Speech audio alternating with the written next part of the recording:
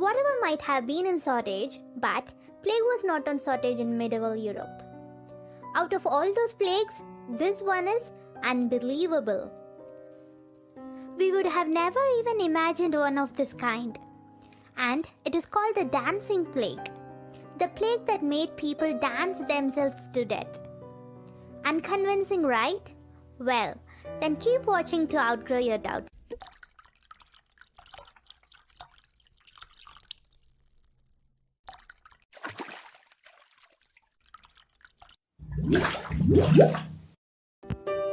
The outbreak began on a hot sunny day in July 1518 when a German housewife named Frau Troffea began to dance fervently in a street in Strasbourg.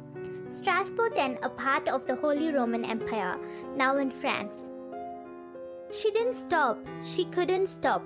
She was struck by a sudden, seemingly uncontrollable urge to dance. The townspeople were watching in horror as she danced for days straight, sweating, incoherent, and with sore feet. Then one by one her neighbors started to join her, certainly not out of interest. The town's officials were baffled. How did a fun activity of this kind could terrorize them? With no other explanation for this phenomenon, local physicians blamed it on hot blood and suggested the afflicted simply gyrate the fever away. A stage was constructed and professional dancers were brought in. The town even hired a band to provide backing music. But it wasn't long before the marathon started to take its toll. Many dancers collapsed from sheer exhaustion. Some even died from strokes and heart attacks. The strange episode did not end until September, when the dancers were whisked away to the mountaintop shrine to pray for absolution.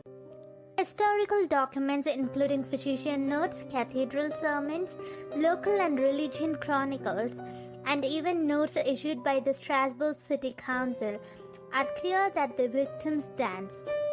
It is not known why.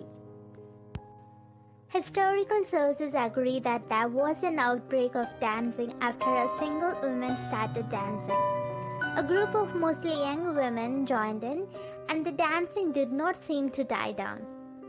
It lasted for such a long time that it attracted the attention of the Strasbourg magistrate and bishop. And some number of doctors ultimately intervened, putting the afflicted in a hospital. Controversy exists over whether people ultimately danced to their deaths. Some sources claim that, for a period, the plague killed around 15 people per day. However, the sources of the city of Strasbourg at the time of the events did not mention the number of deaths, or even if there were fatalities. There do not appear to be any sources contemporaneous to the events that make note of any fatalities. The main source for this claim comes from John Waller, who has written several journal articles on the subject of the book, A Time to Dance, A Time to Die, the extraordinary story of the dancing plague of 1518. The sources cited by Waller that mention deaths were all from later retellings of the events. There is also uncertainty around the identity of the initial dancer, either an unnamed woman or Frau Troffea, and the number of dancers involved somewhere between 50 and 400. Some believe the dancing could have been brought on by food poisoning caused by the toxic and psychoactive chemical products of ergot fungi, which grows commonly on grains such as rye, used for baking bread. Ergotamine is the main psychoactive product of ergot fungi. It is structurally related to the drugs lysergic acid diethylamide, LSD-25, and it is the substance from which LSD-25 was originally synthesized. The same fungus has also been implicated in other major historical anomalies, including the Salem witch trials, Although ergot alone would not cause unusual behavior or hallucinations, except when combined with opiates. However, John Waller in The Lancet argues that the theory does not seem tenable, since it is unlikely that the poisoned by ergot could have danced for days at a time. Nor would so many people have reacted to its psychotropic chemical in the same way. The ergotism theory also fails to explain why virtually every outbreak occurred somewhere along the Rhine and Moselle rivers. Areas linked by water but with quite different climates and crops.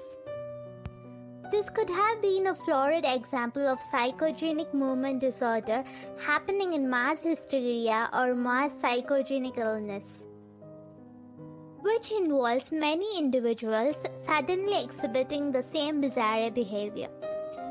The behavior spreads rapidly and broadly in an epidemic pattern. This kind of comportment could have been caused by elevated levels of psychological stress caused by the ruthless years, even by the rough standards of the Middle Ages. The people of Alsace were suffering. Wallace speculates that the dancing was stress-induced psychosis. On a mass level, since the region where the people danced was riddled with starvation and disease, and the inhabitants tend to be superstitious. 7 other cases of dancing plague were reported in the same region during the medieval era. The psychogenic illness could have created a chorea from the Greek chorea meaning to dance, a situation comprising random and intricate unintentional movements that flit from body part to body part.